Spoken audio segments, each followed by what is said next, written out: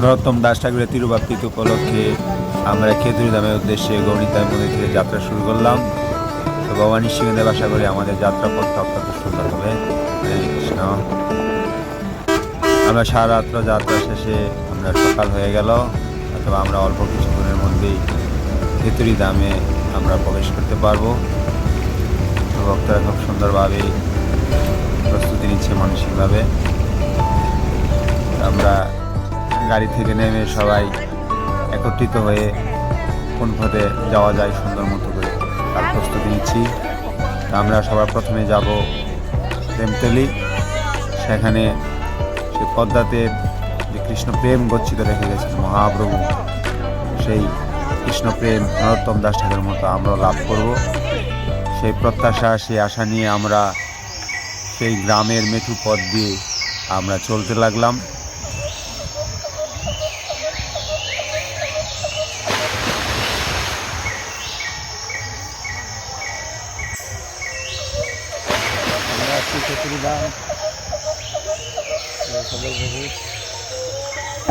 এখন গ্রাম্য পরিবেশ, এত সুন্দর লাগতেছে জায়গাটা, আসলে বলে বোঝানো যাবে না। ভিডিও দেখে আসলে সব কিছু টেস্ট নেওয়া যায় না, এটা বাস্তব দিকেও না, সেই জায়গাটা এটা বোঝানো যাবে না যে এখন আমরা কীরকম ফিল করতেছি। সত্যি অসাধারণ সকালের নিজ পরিবেশ। একটা পুকুর আছে, খুব সুন্দর লাগতেছে। নরোত্তম দাস ঠাকুরের তিরুবাপ্তিত উপলক্ষে আমরা এখন আছি খেতুরি ধাম। অসাধারণ এক কথা।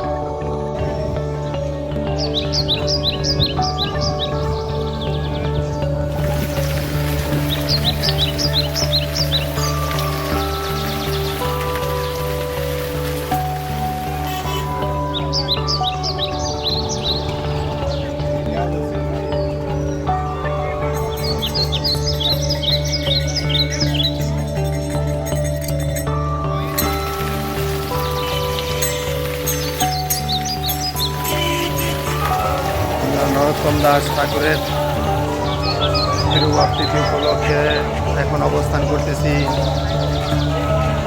খেতুরি ধামে। আমাদের শ্রী শ্রী গৌরীতাই মন্দিরের পক্ষ থেকে আমরা যে পরিক্রমা টিম নিয়ে আসছি, আমরা আস্তে আস্তে করে মূল মন্দিরের দিকে রওনা হচ্ছি গঙ্গা স্নানের উদ্দেশ্যে।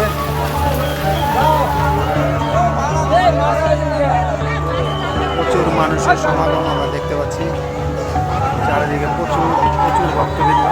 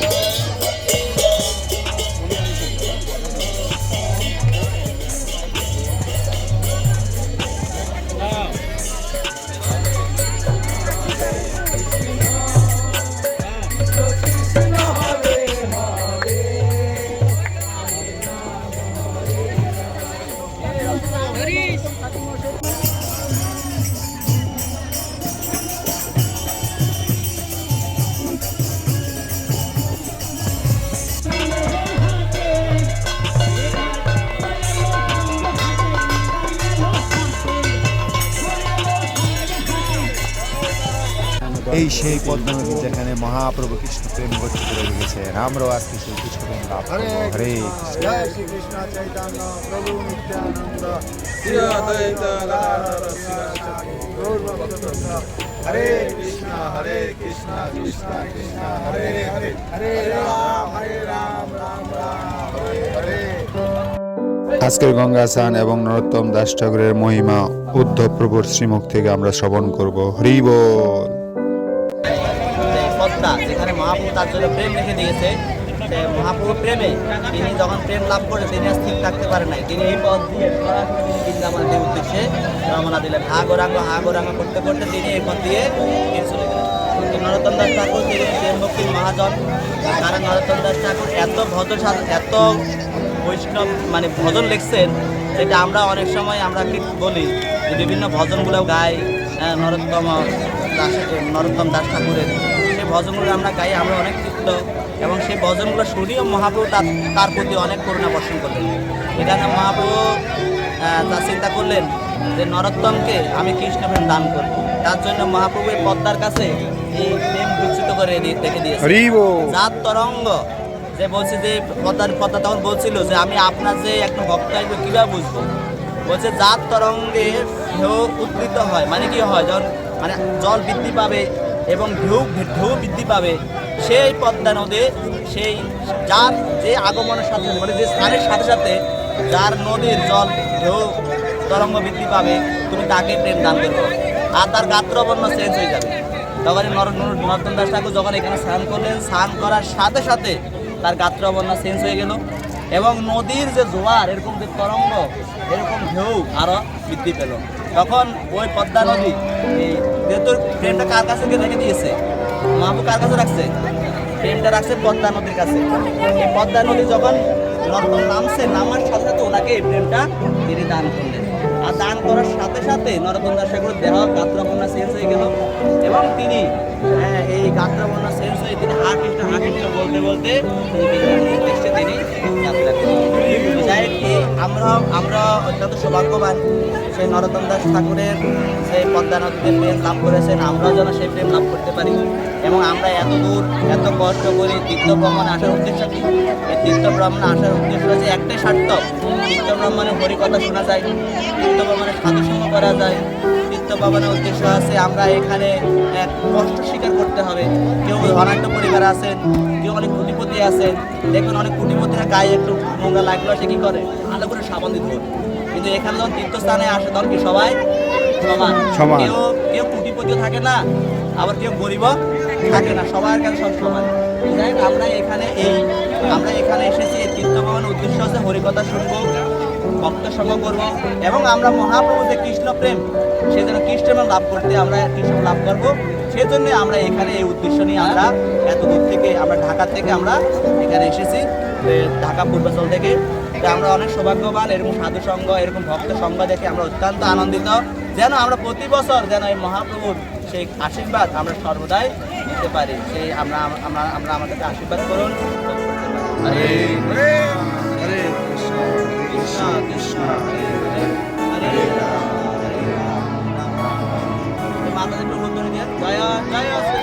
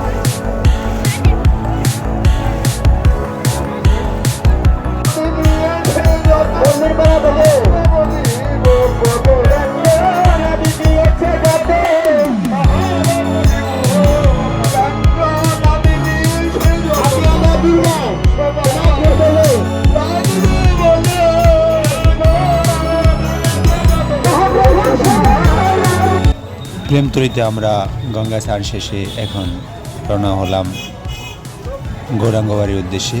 গৌরাঙ্গবাড়িতে গিয়ে আমরা জগন্নাথ মন্দির, রাধা মাধব মন্দির এবং নরোত্তম দাস ঠাকুরের গুরুদেব এর মন্দির এবং ভগবানের আরও বিষ্ণু নারায়ণ মন্দির সহ বেশ কিছু মন্দির ওখানে আছে। আমরা সেটা দর্শন করব, পরিক্রমা করব এবং আকুল আবেদনের মাধ্যমে সেই বিগ্রহ ভগবানের কাছে প্রার্থনা করব আমরাও যেন নরোত্তম দাস ঠাকুরের মতো সেই কৃষ্ণ প্রেম লাভ করে আমাদের এই মনুষ্য জীবনটাকে আমরা সার্থক করতে পারি এবং বৈষ্ণব সেবা, বৈষ্ণব সঙ্গ এবং বৈষ্ণব সেই সন্তুষ্টি বিধানের মাধ্যমে মহাপ্রভুর সেই কৃপা আমরাও যেন লাভ করতে পারি। তো আজকের আমাদের এই ভ্রমণের আমরা গৌরাঙ্গবাড়ি যাওয়ার সময় আশেপাশে অনেক সুন্দর সুন্দর দোকান, অনেক বৈষ্ণবদের দর্শন লাভ করছি। এ যেন এক বৃন্দাবন, বলছেন যেখানে নাম সংকীর্তন সেখানেই বৃন্দাবন। খুব আনন্দ লাগছে, খুব ভালো লাগছে। আমরা প্রায় কাছাকাছি চলে আসলাম সেই গৌরাঙ্গবাড়ির সেই মন্দিরে।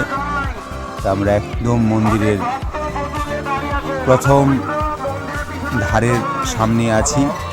আমরা এখন ভিতরে প্রবেশ করব এবং দর্শন করব সেই বিভিন্ন মন্দিরগুলা, দর্শন করব বিভিন্ন বিগ্রহগুলোকে এবং প্রণাম করে আমাদের মনের আকুলতা আমরা জানাবো। সবাই সাথেই থাকুন এবং এই ভিড়ের মধ্যে আপনাদেরকে ভিতরের পরিবেশটা দেখানোর চেষ্টা করব। হরে কৃষ্ণ।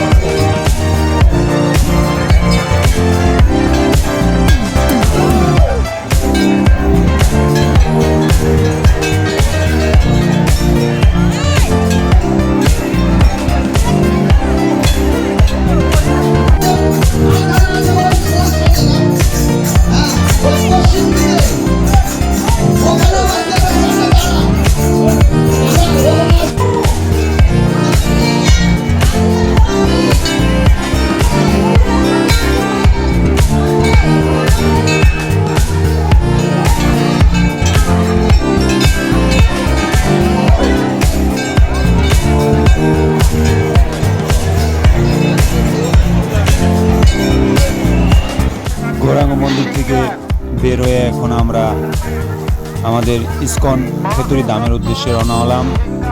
তো আপনাদেরকে এখন দেখানোর চেষ্টা করব ইস্কন খেতুরি ধাম। সাথেই থাকুন। হরে কৃষ্ণ কৃষ্ণ কৃষ্ণ হরে হরে, হরে রাম রাম রাম হরে হরে।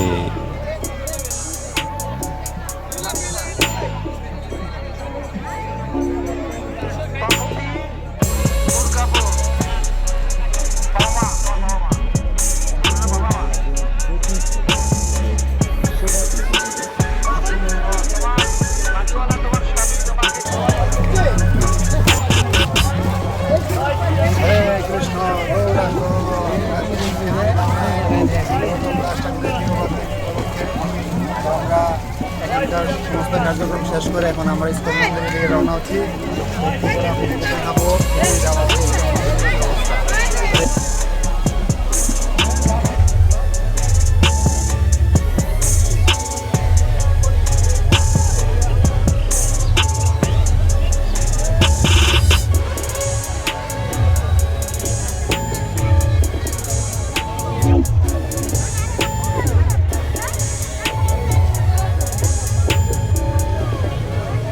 চলে আসলাম আমরা ইসকন খেতুরি ধাম। ওয়াও, বিশাল বড় সেই ভক্ত নিবাস, বিশাল উঁচু ভবন, লক্ষ লক্ষ মানুষের সমাগম।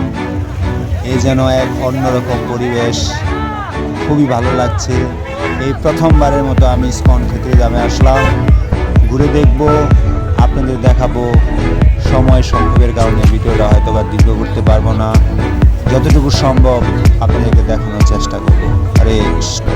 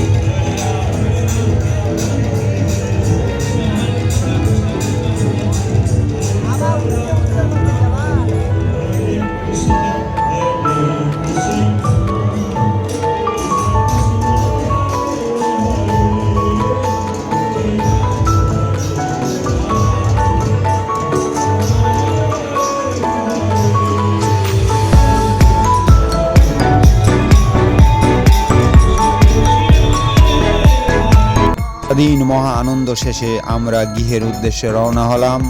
সবাই কৃপা করবেন যেন আমরা সুন্দর মতো যার যার স্ব স্ব গৃহে পৌঁছাতে পারি। আবার নতুন কোনো ভিডিও নিয়ে আবার নতুন কোনো জায়গায় আপনাদের সামনে হাজির হব।